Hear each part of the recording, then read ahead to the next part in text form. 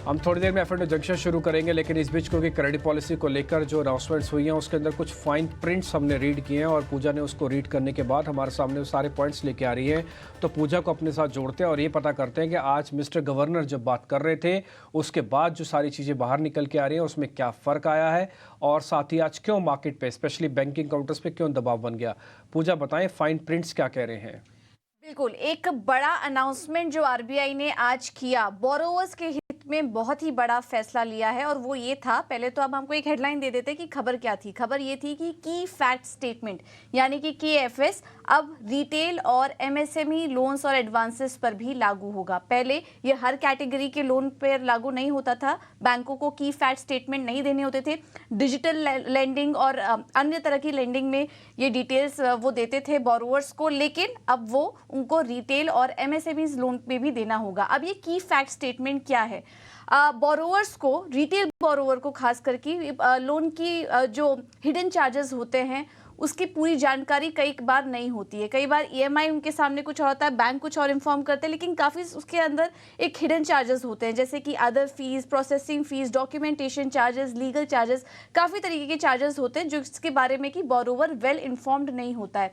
लेकिन ये जो की फैक्ट स्टेटमेंट आपको अब दिया जाएगा, इशू किया जाएगा, उसमें बहुत ही आसान भाषा में, कोई टेक्निकलिटी नहीं है, बहुत ही आसान भाषा में आपको अपने EMI की जानकारी, आपको अपने इंटरेस्ट रेट की जानकारी, क्या क्या चार्जेस बैंक आपसे वसूल रही है, यही नहीं लेट पेमेंट पर क्या पेनाल्टी ली जाएगी, रिकवरी के प्रोसेस क्या होंगे, जानकारी आपको अब बैंकों को देना पड़ेगा। रिटेल और MSME बोरोवर्स को भी अब ये पूरी जानकारी देनी पड़ेगी। अब इससे बोरोवर्स को काफ़ी फायदा होगा। एक तरीके से अब सख्ती ही हुई है, क्योंकि ये मामला पहले आया था, आपको ध्यान होगा, आरबीआई ने बजाज फाइनेंस पर बीच में बैन लगा दिया था। उन्होंने अपने डिजिटल लेंडिंग कोई नियमों का ठीक तरीके से पालन नहीं किया था और उसमें KFS का ही मामला सामने आया था। हालांकि वो डिजिटल लेंडिंग की बात थी, लेकिन अब आरबीआई के इस नए फैसले के बाद अब ये रिटेल और MSME लेंडिंग्स पर भी ये लागू हो जाएगी, यानी कि हर बैंक और NBFCs को अब ये फॉलो करना पड़ेगा। हम आपको एक और चीज़ बताते थे कि अभी फाइन प्रिंट्स आना बाकी हैं, तो कुछ रूल्स और नियम्स आगे और भी आएंगे, लेकिन लोन जो लेंगे उनको यहाँ पे काफ़ी फायदा होगा। अब उनके ऊपर जो भी आर्थिक बोझ आ रहे हैं, लोन के फुल कॉस्टिंग क्या है उसकी पूरी तरीके से जानकारी हो जाएगी, एक मुश्त और रिकरिंग चार्जेस को लेकर भी पूरी तरह से सफाई हो जाएगी और वो कंपेयर भी कर सकेंगे कि उसको किस लेंडर से लोन लेने, एक इन्फॉर्म्ड जानकारी रहेगी, तो वो कंपेयर भी कर सकते हैं कि कौन से बैंक से उनको लोन लेना चाहिए। तो एक तरीके से कंपटीशन भी यहाँ पे बढ़ता नजर आएगा, प्राइवेट बैंकों के बीच भी, पूरे बैंकिंग सेक्टर में अगर हम देख सकते हैं तो कंपटीशन भी यहाँ पे बढ़ता हुआ नजर आएगा और बोरोवर्स भी यहाँ पर वेल इन्फॉर्म्ड होंगे। ठीक है पूजा, बहुत शुक्रिया, थैंक यू वेरी मच। अच्छे से आपने सारी चीज़ों को बता दी कि क्या इसकी वजह रही और क्या बारीकियां हैं जो इस बार की क्रेडिट पॉलिसी के अंदर मिस्टर गवर्नर ने जब बात रखी अपनी तो क्या थी। आगे बढ़ते हैं, अब जरा दो मेहमानों को अपने साथ जोड़ लेते हैं और वायदा बाजार की स्टिंग के साथ करते हैं कार्यक्रम की शुरुआत। टेम्पोज जो है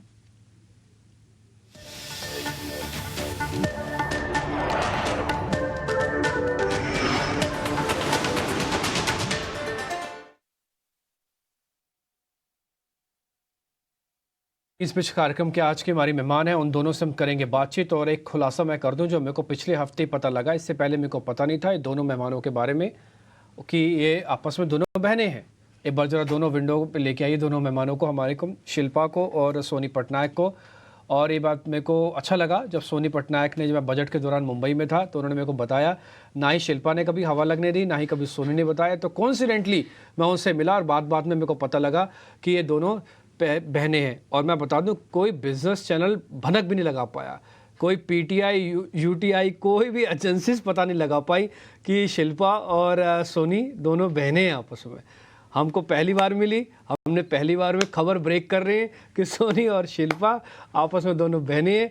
एक शो में दोनों बहनें एक साथ सिर्फ ईटिना स्वदेश पर ही आती हैं और बेहतरीन ट्रेड लेके आती है। ये दोनों बहनें और किसी शो में एक साथ जाती भी नहीं है, अलग अलग दोनों की टाइमिंग्स हैं। लेकिन बहुत बहुत शुक्रिया आप दोनों का, अच्छा लगा आपसे बातचीत करके। मैं तो पहले, मेरे को तो खैर थोड़ा बहुत टेलीपैथी तो मैच हो रही थी आप दोनों की काम करने के तरीके की, इसलिए हमने दोनों को आपस से जोड़ लिया, लेकिन मेरे को नहीं पता था आप दोनों बहनें। सोनी ने थैंक यू, आपको आपने अच्छे से हमको गाइड कर दिया। खैर करें फिर निफ्टी और बैंक निफ्टी से शुरुआत। सोनी पहले आप बताइए जरा। अच्छा, अब तो फिर कोई बुरा भी नहीं लगेगा ना, मान लो मैं किसी से ज़्यादा सवाल ले लूँ किसी से कम, पहले मेरे को लगता था कि नहीं थोड़ा बराबर सवाल लें, अब तो बुरा भी नहीं लगेगा, घर की सी बात हो गई है। तो सोनी आपसे करें शुरू, जरा निफ्टी के बारे में बताइए। जी गुड आफ्टरनून डिम्पी जी, शिल्पा जी, सारे व्यूअर्स को। यहाँ पे अगर हम निफ्टी में देखेंगे तो एक रेंज अभी भी बरकरार है। 21,700 से लेकर 22,100 का एक हायर साइड पे रेंज है।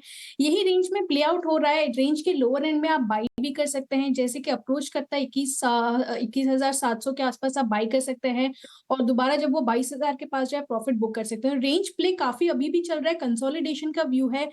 रेंज का अभी तक ब्रेकआउट या ब्रेकडाउन कहीं पे आया नहीं है। मेरे ख्याल से जब वो 21,100 के ऊपर ब्रेकआउट देगा, वहां से हमको एक पोजिशनल 22,300 और 22,500 के पास भी देखने को मिल सकता है। और नीचे के साइड में अगर 21,700 के नीचे ब्रेकडाउन देता है तो हमको एक बार 21,500 पे भी दिख सकता है। सो बहुत ज्यादा इसमें अभी पोजीशंस बने रहे, साइडवेज मोमेंट ही चल रहा है। रेंज प्ले का फायदा डेफिनेटली आप उठा सकते हैं 21,700 22,100 की रेंज।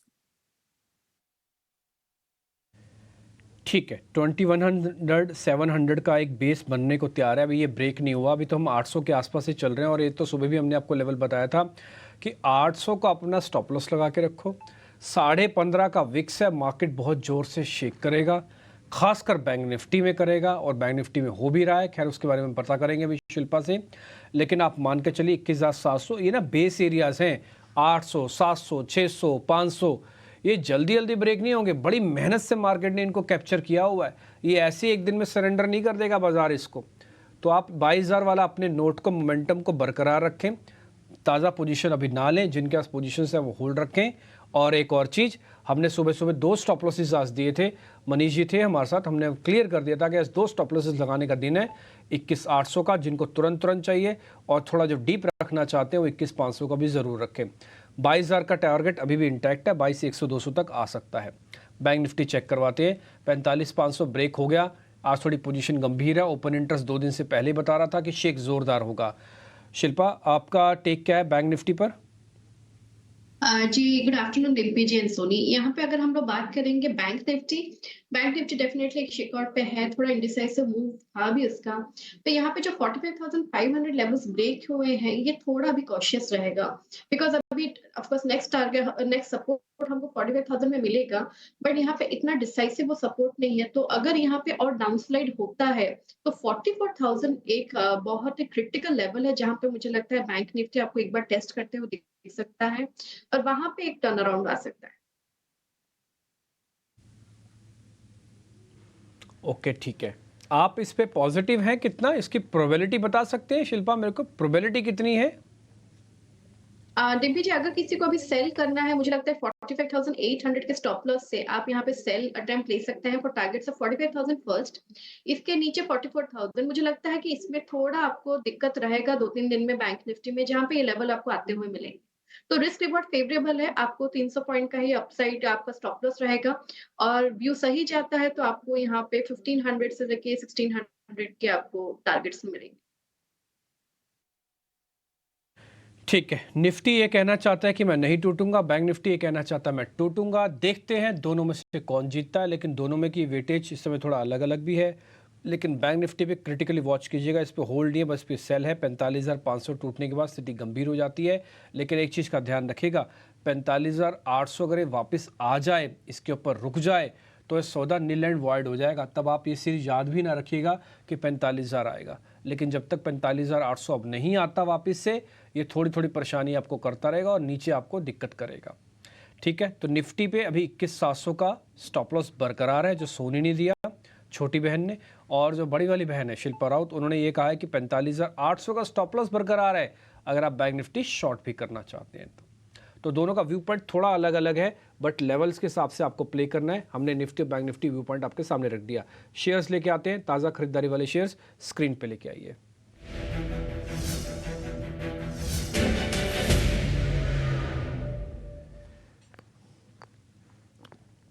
सोनी, आपसे कर रहे हैं शुरू। जरा बताइए, ताज़ा खरीदारी वाले जो शेयर्स हमने निकाले हैं उसमें एक तो वोल्टास है, ये 1000 के आसपास आके अपना बेस बनाता है, एग्जैक्टली वही कर रहा है, 1000 के आसपास आके बेस बना रहा है। और हिंडाल्को स्ट्रक्चरली मजबूत है, 2% ऊपर आ गया है। जरा देख के बताइए दोनों में कहाँ पे ट्रेड बनता है?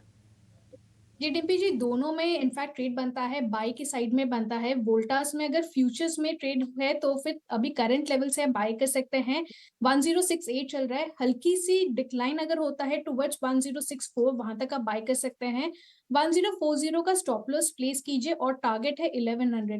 काफी लॉन्ग बिल्टअप अग्रेसिवली बिल्ड हो रहा है यहाँ पे, और कॉल में अनवाइंडिंग भी हो रही है 1100 में, यानी कि वो 1100 को टेस्ट करने के लिए अच्छे से तैयार है। सो वोल्टास में बाई है यहाँ से वो, और हिंडाल्को So में we will take care. I think with that, we can give a rest to this question and then move on to MPC is my request. Thank you. Thank you, sirs. I'll move on to Mr. Govardhan Rangan from Economic Times. So thank you, sir. So good afternoon, Governor. For the rate decision, or rather, what say the status quo, you specifically mentioned that the transmission of 250 basis points is still continuing. So the bankers say that the deposit rates have already gone up by 250 basis points, and the lending rates have also gone up.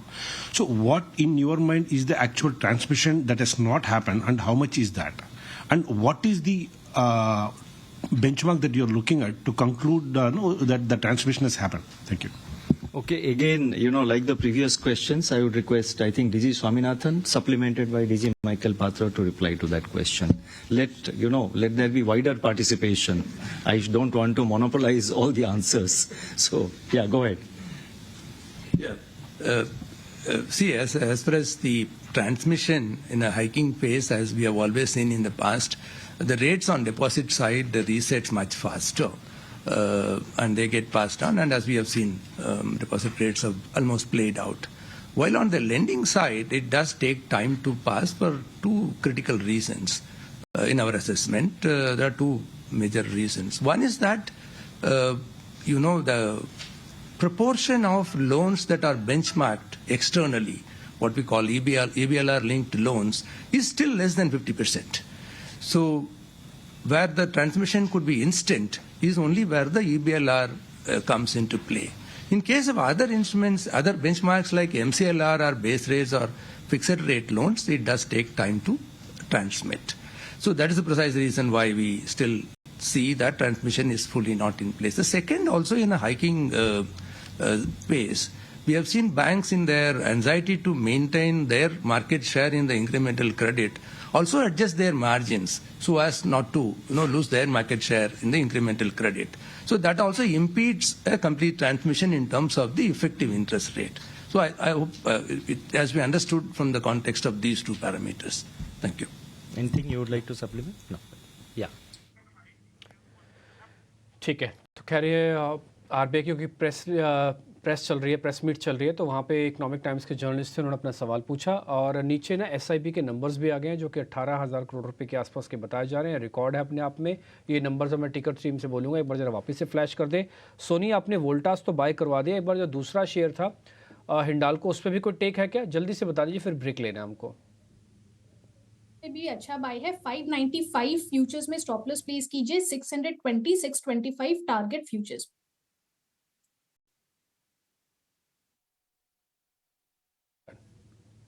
Hindalco भी आपका take हो गया। अंकुर मिश्रा भी हमारे जो reporter हैं question पूछ रहे हैं, सीधे चलते हैं। This is again a matter of bilateral discussion, so I don't think that will be proper for us to discuss it in this forum. So as I said, discussing on individual entities will not be very proper, giving granular details in this matter. So we are seized of the issue, and as we take steps, we will keep the media and public certainly informed. Thank you. You see, as the Deputy Governor has already commented, I mean, sufficient time, I'm again saying in a general sense, not specific to this case.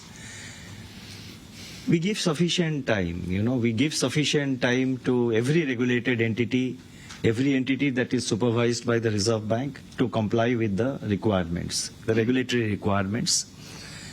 We give sufficient time, and sometimes, as he pointed out, sometimes it may even look more than sufficient time. And we would not like to act, we are a responsible regulator, we are a responsible supervisor. If everything had been complied, I'm talking about in a general sense, why should we act? I mean, after all, we have a responsibility. We are It's a responsible institution, RBI. So that's how it is. Yeah. Questions तो नहीं ले पा रहे हैं, आपको पता ही है, एक तो आरबीआई की पॉलिसी थी तो बार बार हमको प्रेस मीट पे जाना पड़ा, और दूसरा important observations back to back आ रहे हैं। एसआईबी का डाटा भी आ गया, रिकॉर्ड स्तरों पर है, 18,300 प्लस के नंबर्स इस बार हमको मिल रहे हैं। एक काम करेंगे शिल्पा, आप अपनी जरा ट्रेडिंग कॉल्स हमको बता देंगे, आपके ट्रेडिंग कॉल से काम चल जाएगा। जी टीपी जी, यहाँ पे मेरे पास 2 बाय है। जो पहला बाय रहेगा वो एल्केम में रहेगा। एल्केम बहुत पॉजिटिवली लॉन्ग बिल्टअप देख रहे हैं, हम लोग पिछले 2 दिन से देख रहे हैं विद वेरी हाई वॉल्यूम। तो यहाँ पे 5300 का कॉल ऑप्शन जो रफली 200 रुपए में है, आप इसमें ट्रेड ले सकते हैं। अभी थोड़ा बढ़ गया 220 से, लेकिन आप अभी भी ले सकते हैं। 160 का स्टॉप लॉस मेंटेन कीजिए। यहाँ पे मुझे लगता है 350 तक के भी टारगेट्स आपको आते हुए मिलेंगे। तो पोजिशनली ऑल्सो वेरी नाइस, और इसमें वो मोमेंटम भी है। जो मेरा दूसरा बाय रहेगा वो इंडिया मार्ट में रहेगा। इंडिया मार्ट यहाँ पे 2800 कॉल ऑप्शन रफली 50-55 के बीच में ट्रेड कर रहा है। आप इसमें पार्टिसिपेट कीजिए। स्टॉप लॉस आप यहाँ पे 36 का मेंटेन कीजिए। यहाँ पे भी मुझे लगता है 80 से लेके 85 के टारगेट्स आपको बहुत इजीली आते हुए मिलेंगे, और थोड़ा एक्सटेंड करेंगे तो शायद आपको 95 तक के भी देखने को। ओके ठीक है, ये आपने इंटरेस्टिंग काम किया हमारे लिए कि आपने दोनों ऑप्शंस के ट्रेड हमने दे दिए। ऑप्शन से कमाई की वाइप चलाइए, और साथ ही साथ दोनों ऑप्शंस नोट कर लीजिएगा। एलकेम हो गया, 5300 की कॉल है, 200 रुपये में मिल रही है। एट द रेट हम जो भी लिख रहे हैं वो सामने पकड़ने का रेट है। 275 310 का टारगेट है, 160 का एक स्टॉप लॉस है। दूसरा इंडिया मार्ट लेके आइए जरा। इंडिया मार्ट की जो कॉल है वो आपको मिलेगी 2800 की स्ट्राइक वाली कॉल, उसको पकड़नी है आपको, 50 रुपये में मिल जाएगी आपको। 7894 का टारगेट है, 36 रुपये का स्टॉप लॉस है। कोई दिक्कत नहीं, बढ़िया एट द मनी वाली कॉल्स है, स्पीड से चलेंगी। एक्सपायरी पूरी आपके पास पड़ी हुई है अभी, तो आप इन दोनों कॉल्स का फ़ायदा उठाइए, एक तो इंडिया मार्ट और दूसरा एलकेम लैब। सोनी आपके ट्रेड कौन से हैं? डीपी जी, मेरा पहला है जाइडस लाइफ में 820 कॉल ऑप्शन। बाय करने का रेंज है आप 26 से 27 ये रेंज में बाय कर सकते हैं। स्टॉप लॉस 19 का लगाए और टारगेट है 35 to 40। जाइडस लाइफ काफी स्ट्रांगली 800 के सपोर्ट के साथ होल्ड कर रहा है, और यहाँ पे एक पॉजिटिव आउटलुक बनता है 830 के टुवर्ड्स टेस्ट कर सकता है, इसलिए सेफ बेट 820 कॉल ऑप्शन है। दूसरा है एचडीएफसी लाइफ। एचडीएफसी लाइफ में काफी बार हमने देखा है कि लास्ट 2 डे से बहुत स्ट्रांगली डिलीवरी वॉल्यूम्स में काफी हाई हो रहा है, एंड अच्छे से एक शॉर्ट का लॉन्ग बिल्डअप पोजीशंस भी बन रहे हैं। सो एचडीएफसी लाइफ की 630 कॉल ऑप्शन आप बाय कर सकते हैं, बट बाय करने का रेंज है 8 से 9 रुपए के बीच में आप बाय कीजिए। स्टॉप लॉस 5 रुपए का लगाए और टारगेट है 14 से 16 रुपए। ठीक है मैम, बहुत बहुत शुक्रिया, thank you very much Soni. आपने भी जो ट्रेड दिए और सारे के सारे ऑप्शंस के ट्रेड आपके काम आएंगे। एचडीएफसी लाइफ का ऑलरेडी आपने एक बार हमको कल भी नोटिस करवाया था, मैं आपको सुबह याद भी कर रहा था कि सुबह एचडीएफसी लाइफ बहुत बढ़िया चला, और कल भी आपने नोटिस कराया था। इनफैक्ट आपने अपने सोशल मीडिया हैंडल्स पे भी डाला है कि कॉल्स में कितना रिटर्न आ रहा है। अभी आपको नया ट्रेड है 630 की स्ट्राइक वाली, ये पकड़नी है। 16 रुपये का टारगेट, 5 रुपये का स्टॉप लॉस, 8 से 9 रुपये में आपको मिल जाएगा। सोनी और शिल्पा बहुत बहुत शुक्रिया, थैंक यू वेरी मच आज समय देने के लिए। एक बार सोनी